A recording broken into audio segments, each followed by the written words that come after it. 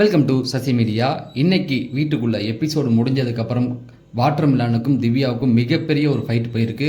இன்ன வரைக்கும் நம்ம எதிர்பார்க்காத மிகப்பெரிய ஒரு ஃபைட். அதுக்கப்புறமேட்டுக்கு இந்த ஏஆர்எம் கான்செப்டில் ஜெயிக்கிறதுக்கு வாய்ப்பு இருக்கா அப்படிங்கிறத பற்றியும், அதுக்கப்புறமேட்டுக்கு விஜய் சேதுபதி இன்னைக்கு எதுக்கு குடும்பம் போட்டார் அப்படிங்கிற எல்லா டீட்டெயிலும் தான் இந்த வீடியோவில் பேச போகிறோம். நீங்கள் இன்னும் நம்ம சேனலை சப்ஸ்கிரைப் பண்ணால் சப்ஸ்கிரைப் பண்ணுங்கள். மக்களே லைக்கை போடுங்க. லைக்கை போட்டால் தான் இன்னும் நிறைய பேருக்கு இந்த வீடியோ போய் ஷேர் ஆகும். அதனால் லைக்கை போட்டு விட்ருங்க. ஃபஸ்ட்டு எடுத்த உடனே இந்த ஏஆர்எம் கான்செப்ட் இருக்கு இல்லையா, ஏஆர்எம்னா அந்த இது வரைக்கும் டைட்டில் வின் பண்ணவங்களுடைய அந்த ஃபஸ்ட் லெட்டர் தான் ஏஆர்எம். ஆரி, அர்ச்சனா, ஆரவ், அந்த மாதிரி இந்த வாட்டி அரோரா ஜெயிக்கிறதுக்கு நிறைய வாய்ப்பு இருக்குது அப்படிங்கிற மாதிரி சொல்கிறாங்க. எம்னா முகேந்திராவை குறிக்கும், ஆர்னா ரித்திவாவை குறிக்கும். இந்த மாதிரி டைட்டில் வின் பண்ண 8 சீசனாக போன வாட்டி முத்துக்குமரன் ஜெயிச்சார் இல்லையா, அது எம்மில் வருது இல்லையா, அந்த மாதிரி இந்த ஒரு 8 சீசனாக ஜெயித்தவங்களுடைய இந்த ஃபஸ்ட் லெட்டர் பார்த்திங்கன்னா ஏஆர்எம்மில் நிறையா கனெக்ட் ஆகும்.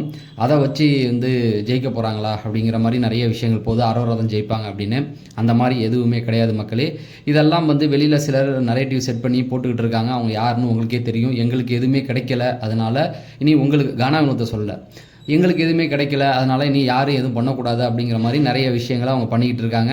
எல்லாத்தையுமே தப்பாக போட்டு ப்ரொஜெக்ட் பண்ணிக்கிட்டு இருக்காங்க. அதை நம்ப வேண்டாம். அரோரா எதுக்கு அப்படின்னு பார்த்தீங்கன்னா, இவ்வளோ கொடுக்குறாங்க அப்படின்னா ஃபைனல் வரைக்கும் கூப்பிட்டு வருவாங்க. எல்லாத்துக்கும் இன்னொரு விஷயமும் இருக்குது. பார்க்க கொஞ்சம் அழகாக இருக்காங்க. இப்போ ஸ்பான்சர்லாம் என்ன பண்ணுவாங்க, அவங்க ஏதாவது ஒரு விஷயம் பண்ணாங்கன்னா அவங்கள முன்னாடி கொண்டு போவாங்க. ஒரு மாடல் தானே, அந்த மாதிரி விஷயந்தான் போகுதே தவிர டைட்டில் வின் பண்ணுறதுக்கு அதெல்லாம் கிடையாது அப்படிங்கிறது தான். இதை போட்டு நீங்கள் குழப்பிக்க வேண்டாம். அடுத்த வாரம் ஓட்டிங் இருக்குது, அதெல்லாம் பார்த்துட்டு தான் நம்ம முடிவு பண்ணணும். அதனால் அவசரப்பட்டு இந்த ஏஆர்எம் கான்செப்ட்லாம் மனசில் போட்டுக்க வேண்டாம். ரெண்டாவது, இன்றைக்கி வீட்டுக்குள்ளே மிகப்பெரிய ஒரு சண்டை ஒன்று போயிருக்கு. வாட்டர் மிலானுக்கும் திவ்யாவுக்கும். என்னடா இந்த அளவுக்கு சண்டையா அப்படிங்கிற மாதிரி பேசிகிட்டு இருக்காங்க. இப்போ விஜய் சேதுபதி ஒரு குறும்படம் போட்டார் இல்லையா, எதுக்காக போட்டார் அப்படின்னா, இது வெளியில் ரொம்ப நெகட்டிவாக பேசப்பட்டு இருக்க விஷயம். நீங்கள் எல்லாமே நினச்சிருக்கீங்க அரோராவுக்கும் விக்ரமுக்கும் முட்டு கொடுக்குறாரு அப்படின்னு. கண்டிப்பாக கிடையாது. உள்ளே போனவங்களுடைய அந்த கேரக்டர் எந்த அளவுக்கு இருக்குது, இவங்க எதுக்குடா திரும்ப உள்ளே கூட்டு வந்தோம், முதல்ல போட்டோம் அப்படிங்கிற அளவுக்கு டீமே வருத்தப்படுற அளவுக்கு நிறைய விஷயங்கள் அவங்க பண்ணிட்டாங்க. பிக் பாஸுடைய பேச்சை மதிக்காமல் அவங்க பாட்டுக்கு எல்லா உண்மையும் வளர்னது, அது ஒரு மெயின் காரணம். அதுக்கப்புறமேட்டுக்கு சம்மந்தமே இல்லை, திவ்யாவும் இதில் மாட்டிக்கிட்டாங்க. அது ஒரு விஷயம் இருக்குது. அதுக்கப்புறமேட்டுக்கு பார்த்தீங்க அப்படின்னா, இந்த விக்ரம் இவர் பணப்படம் எடுத்தார் இல்லையா, பணப்பெட்டியை வினோத்தை எடுக்கும் பொழுது வினோத்தே சொல்லிட்டு போயிட்டாப்புல, நான் யாருடைய பேச்சும் கேட்கல அப்படிங்கிறது அவருமே சொல்லிட்டு போயிட்டார். சிலர் என்ன சொல்கிறாங்க அப்படின்னா, அவரை சொல்ல வச்சுருக்காங்க அப்படின்னு. எதுவாக இருந்தாலும் வினோத் வாயிலேருந்து ஒரு இது வந்துருச்சு. அவர் அங்கே பணத்தை எடுக்கும்போது வீட்டுக்குள்ளேயே சொல்லிட்டாப்புல, எனக்கு இது போதும், நான் தெரிஞ்சு தான் எடுக்கிறேன். எனக்கு அது இன்னொரு தேதி சொன்னார் இல்லையா, நாளைக்கு வரப்போகுது, பசியில் இருக்கவன் பிரியாணிக்காக வெயிட் பண்ணுவானா கஞ்சிக்காக வெயிட் பண்ணுவானான்றதையும் தெளிவாக சொல்லிட்டாரு. அவருடைய மனநிலை எல்லாருக்கும் புரிஞ்சாச்சு. எதுக்கு அடிக்கிறாங்க அப்படின்னு பார்த்தீங்கன்னா, இவங்க பண்ணது ரொம்ப தப்பு. இந்த குறும்படம் போட்டாங்கல்ல, அதாவது வினோத் பணம் எடுக்கும்போது சபரி சந்தோஷப்பட்டாப்புல, இவங்க பிளான் போட்டு தான் அவரை தூக்க வச்சாங்க அப்படிங்கிற நிறைய விஷயங்கள் போச்சு இல்லை. இந்த எல்லா கான்வர்சேஷன்லையும் திவ்யா அங்கே உட்காந்துருப்பாங்க. எல்லாருமே திவ்யாட்ட தான் சொன்னாங்க. இதில் சம்மந்தமே இல்லாமல் திவ்யா போய் மாட்டிக்கிட்டாங்கல்ல, அதை எதிர்த்து அப்படிலாம் சொல்லாதீங்கன்னு அவங்க எங்கேயுமே சொல்லலை. உண்மையை சொல்ல போனால் கானா வினோத்து போகும்போது அவரை பற்றி குறை தான் சொல்லிகிட்டு இருந்தாங்க. இதுவே நிறைய பேருக்கு புரியல. கானா வினோத்தை பற்றி அவங்க குறை தான், அவர் அப்படி தான் இந்த மாதிரி பண்ணுவார் அப்படிங்கிற மாதிரி நிறைய குறைகளும் சொல்லிக்கிட்டு இருந்தாங்க. சரி, இதில் என்ன அப்படின்னு பார்த்தீங்கன்னா, அவங்க போனதுக்கு அப்புறமேட்டுக்கு ரம்யா, வாட்டர் மிலன், திவ்யா, அதுக்கப்புறமேட்டு வியானா, இவங்கெல்லாம் உட்காந்து பேசிக்கிட்டு இருக்காங்க. இதில் சம்மந்தமே இல்லை. சேண்ட்ரா மேலே நிறைய நமக்கு வெறுப்புகள் இருக்குது. ஆனால் இந்த பணப்பெட்டி எடுக்கும்போது அவங்கள சரியாக காமிக்க கூட கிடையாது. அவங்க பாட்டு எங்கேயோ ஒரு மூலையில் நின்றுட்டு அவங்களுக்கு ஒரு வருத்தமாக போச்சு, ஏடா நமக்கு கிடைக்கலையே அப்படின்னு. அதுதானே உண்மை. சேண்ட்ரா தான் எடுக்க பிளான் பண்ணாங்க, அவங்களுக்கு கிடைக்கலையேன்னு ஒரு வருத்தத்தில் இருக்காங்க. இதுங்க என்ன பண்ணிடுச்சுன்னா, சம்மந்தமே இல்லாமல் சேண்ட்ராவை தூக்கி போட்டு, அரோராவை தூக்கி போட்டு, இந்த பக்கம் விக்ரமும் போட்டு, இவங்க பிளான் பண்ணி தான் தூக்க எடுக்க வச்சாங்க. சந்தோஷமாக சிரிச்சிட்டு இருக்கதை நான் பார்த்தேன்.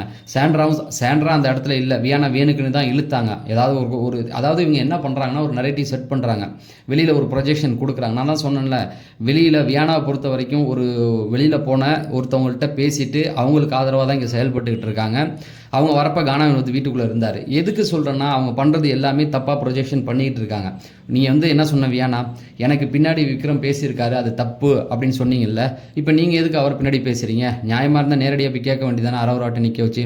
இத்தனைக்கும் அரோரா சொல்லிட்டாங்க, அதாவது என்ன நடந்தது, நாங்கள் என்ன பிளான் போட்டோம், எங்களுக்கு என்ன நடந்தது அப்படிங்கிறது தெளிவாக சொன்னாங்க. நான் எடுக்கிறதா இருந்தால் அதுக்குள்ளே அவர் எடுத்துட்டாரு, அந்த அதிர்ச்சி தான் நாங்கள் பார்த்துட்டு இருந்தோன்னு வியானா திவ்யா கிட்ட சொன்னதுக்கப்புறம் தான் இந்த கான்வர்சேஷன் போணுச்சு. அதுதான் போட்டு பொழந்து எடுக்கிறாரு. இது உனக்கு தேவை தான். அதாவது கடைசி வாரம் சந்தோஷமாக இருந்துட்டு போவோன்னு பார்த்தா, போன வாட்டி வந்தப்போ இருந்த கொஞ்சம் நெஞ்ச பேரையும் இப்போ கெடுத்துட்டேன். அடுத்து பிரவீனும் அதை தான் பண்ணார். அந்த கான்வர்சேஷன் என்ன ஆச்சு அப்படின்னா, திவ்யா கெமி அங்கே நிற்கும் பொழுது இவர் போய் நின்றுட்டு சபரி வந்து ரொம்ப சந்தோஷப்பட்டான், சபரி மூஞ்சில் ஒரு ஆனந்தம் தெரிஞ்சது அப்படிங்கிற மாதிரி. அதே சபரி கண்ணில் தெரிஞ்சது எல்லாமே ஷாக்கிங் தாண்டா, எப்படா இவர் எடுத்தாருன்ற ஒரு ஷாக்கிங் தாண்டா அவர்கிட்ட இருந்தது.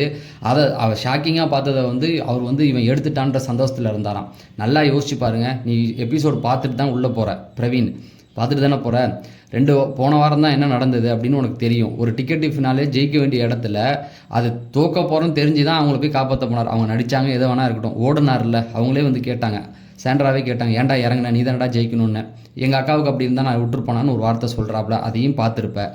இதுக்கு முன்னாடி வர என்ன சொன்னாங்க, சாண்ட்ரா சபரி ஜெயிக்கவே கூடாதுன்னு சொன்னவங்க தான். அவங்களுக்காக தான் இவர் ஓடி போய் நிற்கிறாரு.